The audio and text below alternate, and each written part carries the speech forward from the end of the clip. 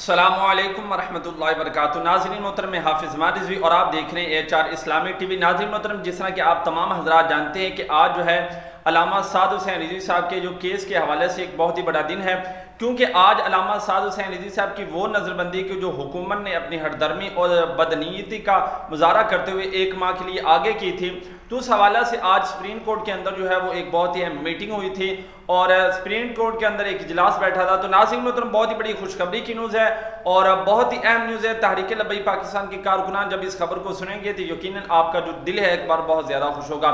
नाज़रीन मोहतरम, आपको बताते चला जाऊँ कि सुप्रीम कोर्ट ने भी अल्लामा साद हुसैन रज़वी साहब के हक़ में फैसला कर दिया है। उन्होंने कहा कि जब लाहौर हाई कोर्ट ने अल्लामा साद हुसैन रज़वी साहब को रिहा कर दिया है, तो फिर हम जो सुप्रीम कोर्ट है वो इसका नज़रबंदी इसकी कैसे बढ़ा सकता है।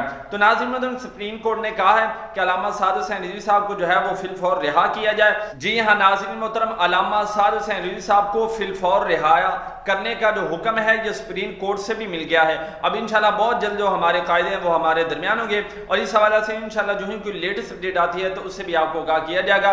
मिलते हैं एक नए वीडियो के साथ, तब तक के लिए अल्लाह हाफिज़।